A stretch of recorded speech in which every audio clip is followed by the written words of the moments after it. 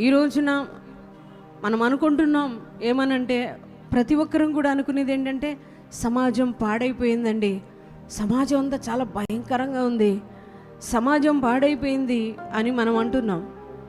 ఈ రోజున సమాజం ఎందుకు పాడైపోతుందంటే, సమాజం పాడైపోవడం గల కారణం ఏంటంటే మన కుటుంబ వ్యవస్థ పాడైపోయింది. ఈ రోజున కుటుంబాలే పాడైపోయిన రీతిలో ఉన్నాయి.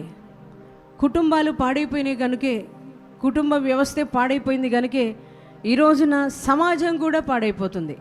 ప్రియ దేవుని పిల్లలారా, అందుకే ఈ కడవరి దినాలలో మనమందరము కూడా దేవుని ఎరిగిన కుటుంబాలం, దేవుని నమ్ముకున్న కుటుంబాలు, దేవునితో కలిసి ఉన్న కుటుంబాలు, ఎప్పుడు కూడా మరి మన కుటుంబాల్లో దైవారాధన ఉండాలి, ఎప్పుడు కూడా స్తుతి ఆరాధన ఉండాలి, ఒకరినొకరు హెచ్చరించుకునే రీతిలో ఉండాలి, వాక్యానుసారంగా నడిచే జీవితాలు మన కుటుంబాల్లోకి ఉండాలి.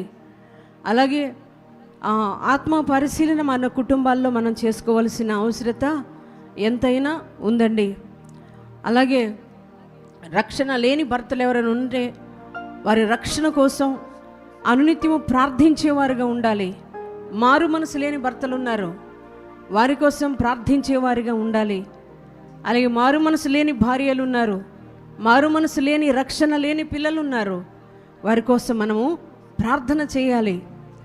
మరి నేనంటాను, మన కుటుంబాల కోసం ఎవరో ప్రార్థన చేయరు, మన కుటుంబాల కోసం ఎవరో ప్రయత్నం చేయరు, మన కుటుంబాలను మనమే కట్టుకోవాలి.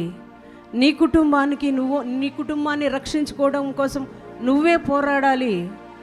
నీ కుటుంబం అంతా ఆత్మికంగా బలపరచబడడం కోసం నువ్వే ప్రాకులాడాలి దేవుని దగ్గర, నువ్వే ప్రాధేయపడాలి దేవుని దగ్గర.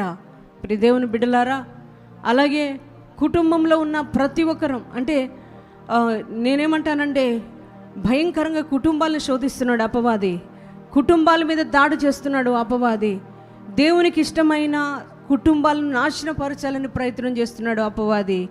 అటువంటి ఈ యొక్క కడవరి దినాలలో, అటువంటి ఈ చివరి దినాలలో ప్రియ దేవుని బిడ్డలారా, మన కుటుంబాలకు సంరక్షణ ఎవరు అంటే, రాత్రి కాలంలో ప్రభు మాట్లాడారు మనతోటి ఏంటంటే, యెహోవానే మన కాపరి. హల్లెలూయా.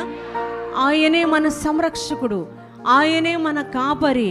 కనుక ఆయన సంరక్షణలో, ఆయన కాపుదలలో మన కుటుంబాలు ఉండాలి. హల్లెలూయా.